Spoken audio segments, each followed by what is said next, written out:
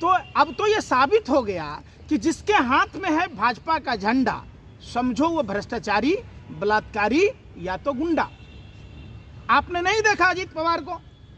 जिस अजीत पवार को खुद प्रधानमंत्री ही नहीं, प्रधानमंत्री जिस पार्टी में हैं उस पार्टी के तमाम छोटे बड़े नेता कहते नहीं थकते थे चक्की पिसिंग पिसिंग, तो वो उसको सम्मान, भ्रष्टाचारियों को सम्मान देने का काम कौन करता है? भारतीय जनता पार्टी। प्रधानमंत्री नरेंद्र मोदी, अमित शाह दूरबीन लेके घूम रहे थे यूपी में, और वो दूरबीन भगवा दूरबीन है जो दिखता ही नहीं है कि भाजपा में जितने बलात्कारी हैं, जितने भ्रष्टाचारी हैं, जितने देश के लुटेरे हैं, जो लोगों को लूट लूट कर भारतीय जनता पार्टी के फंड में चंदा दे, वो कुछ भी करे, नंगा नाचे, सैया हुआ कोतवाल हम नंगा नाचेंगे, वो वाली कहावत को चरितार्थ करती है। आज हसन मुशर्रफ पर कोई कार्रवाई की बात नहीं होती, आज छगन भुजबल पर बात नहीं होती, आज नारायण राणे पर बात नहीं होती, आज हेमंत बिश्व शर्मा पर बात नहीं होती, आज शुभेंदु अधिकारी पर बात नहीं होती। आखिर क्यों? आखिर विपक्ष के नेताओं को ही सिर्फ डराया धमकाया क्यों जाता है? क्यों परेशान किया जाता है? अब देखिए, अरे क्या बात कर रहे हो, जेल जा रहा है एक एक जो करप्शन में वो लिप्त है। अजीत पवार जेल में है या मुख्यमंत्री है? आप बताओ ना, उप मुख्यमंत्री या वित्त मंत्री है ना भाई, जेल में गया। अरे नारायण राणे केंद्रीय मंत्री बना ना यार। अरे कौन है? शुभेंदु अधिकारी जो शारदा का आयुक्त था, जो स्टिंग ऑपरेशन में पैसा लेते पकड़ा गया, क्या प्रधानमंत्री को रतौंधी है, दिनौधी है, नहीं दिखता है? अब सीबीआई ईडी को नहीं दिखता है? आप बताइए। आप परिवारवाद की बात लंबा लंबा भाषण छोड़ते, सिर्फ अखिलेश यादव, लालू यादव के परिवार में परिवारवाद दिखता है।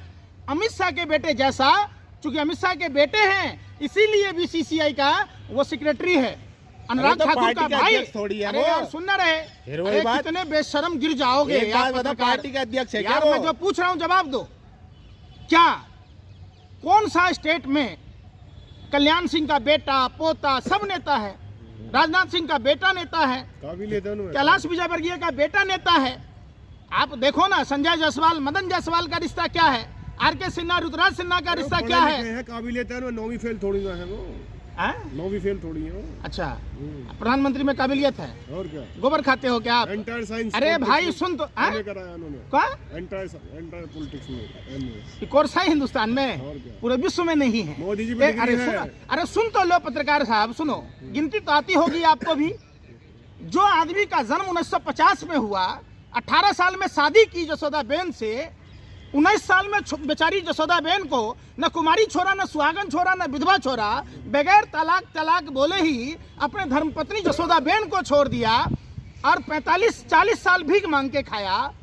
तो जब गुजरात में नहीं था, तब दिल्ली में नहीं था, गुजरात में था तो दिल्ली से बीए कर लिया, और जब दिल्ली में था, गुजरात में नहीं था, एमए एंटायर पॉलिटिकल साइंस कर लिया। अरे भैया, ये कहाँ से? आप गुजरात में रहिए, अमृत काल का बजट आया है, ऐतिहासिक बजट देखा आपने? सुन तो लो, आप लोग बरगलाते हो, आप लोगों को लिफाफा मिलता है। ये जो देश का मैं तो लिफाफे मिल रहा है ना। अरे नहीं तो गुण नहीं गाते, मोदी फिबिया की बीमारी है।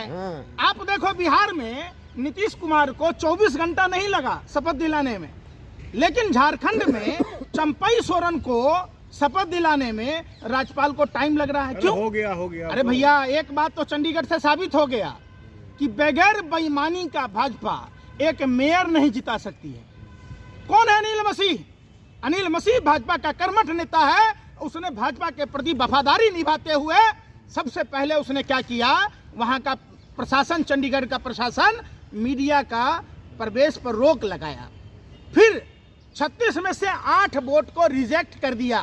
सोचिए कि जब 36 में से 8 वोट रिजेक्ट करके जो प्रिजाइडिंग ऑफिसर अनिल मसीह कलम चला कर 8 वोटों को अवैध करके मेयर का चुनाव जिताया, तो जहां देश में लोकसभा के चुनाव में 90 करोड़ से के आसपास मतदाता हैं, तो वहां कैसी गड़बड़ी होती होगी? ये क्लियर है, ये तो सच साबित हो गया।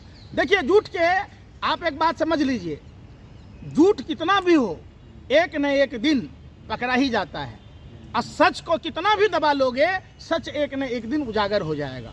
तो ये क्लियर सी बातें हैं। मोदी जी ने दिल जीते हैं देश की जनता के। जसोदाबेन का तो दिल नहीं जीत पाए, तुम्हारा जीत लिए। देश की हैं? जनता का तो जीता। नहीं, जसोदाबेन से ज्यादा प्रिय थे क्या? अरे भाई, कोई भी पति के लिए पत्नी सबसे ज्यादा प्रिय होता है, पत्नी का दिल जीतना होता है, तो उसमें तो वो नाकाम रहे, निकम्मे